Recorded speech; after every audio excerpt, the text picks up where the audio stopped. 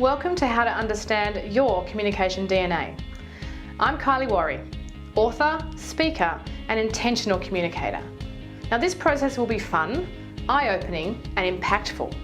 Perhaps for the first time ever, you will gain clarity on why you do what you do, what your strengths are, and why you may be frustrated in certain areas. Now be kind and patient to yourself. This is the best mindset for learning and growing. As I step through the process, you'll need some writing paper and your workbook open. If you don't have it ready, pause the video and get it ready. You'll also need a pen and perhaps a highlighter. The first thing I want you to do is write down on your note paper your top 3 communication concerns. The 3 things you're struggling with or that are causing you the most concern. Perhaps it's a difficult person. Perhaps you need to speak up and you just don't know how. Perhaps you need to say no and you're not used to doing this. You don't want to disappoint anyone. The main thing is only pick 3. Any more than this and it can begin to feel overwhelming. Now if you've just got 1, that's great, but no more than 3. Pause the video here so you can get this done without feeling rushed. Next, I'd like you to be clear on what your DNA style came up strongest for you. Was it powerful, playful, patient, or perfectionist? If you have 2 styles within 4 points of each other, then you can consider them both strong styles for you. It's important to remember that no one DNA style is better than another. Every style has strength, value, and challenges. To understand your style more, take a look at the back of the workbook. There's more information on each style. Pause and have a read so you get more of a picture of your style. Take what you relate to, and if you don't agree, then just let it go. Now look at the whole page dedicated to your DNA style. These are the first 4 pages of the workbook. Focus on the descriptors at the top. Which ones do you relate to? Pause the video here and highlight the ones that you feel are really you. Have a look at the other styles and take note of their descriptors. Think of who you know in your world, professional and personal, and think of who may fit into this DNA style. Make a note of them on this page. Pause while you do this. Next, go back to your DNA style and check out what the values are that you bring. Note the ones you agree with and pause again to take the time to highlight them. If you have more values to add, then please do. Now I'd like you to check out your ideal environment. Does this currently describe your workplace? If not, why not? Pause again and make a note of this in your workbook. Now take a look at your tendency under stress. Can you relate to any of these?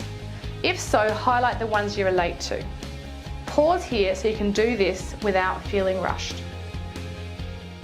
Check out the list of possible limitations. These can be your areas of challenge for your DNA style. Pause and highlight the ones that you're aware of. Now this may be confronting, but we all have challenges. And once you're aware, you can put things into place to support yourself in these areas. On the next page after the 4 styles are your preferences in conversation. Again, pause the video and take the time to highlight the points that you most relate to. For example, if you're a patient communicator, do you relate more to avoiding conflict or being people-focused? It may be both. You're not limited. The power in this exercise is helping you to understand yourself so you can help others understand your needs as a communicator. The next page covers what works for you as a communicator.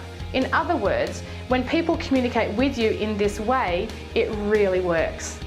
For example, the playful communicator, you may really like it when people tell you stories. Whereas as a powerful communicator, they prefer specific and to the point. Neither's more important, we're all just different. Take the time to highlight or tick these points under your style that you most relate to. Next is what doesn't work for you in communication, or when people do this, it really drives you nuts. What triggers you? Is it for the perfectionist when people are vague? Perhaps as a patient communicator, is it when people try and rush you? Again, pause and look at your style and what you most relate to. Finally, I need you to take a look at what happens for you in stress and conflict. Take the time to read how your DNA style can be under stress and conflict and highlight what you relate to.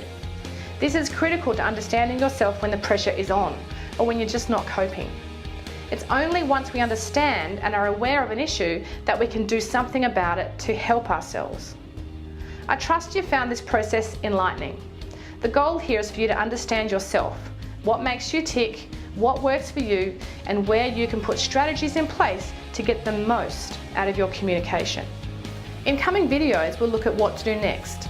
What can you do with your communication pain points or struggles? How do you apply your strengths? And what can you learn that will help you? Keep your eye out for this resource. Until then, care, connect, and be a conscious communicator. Let's change the world we live in, one conversation at a time.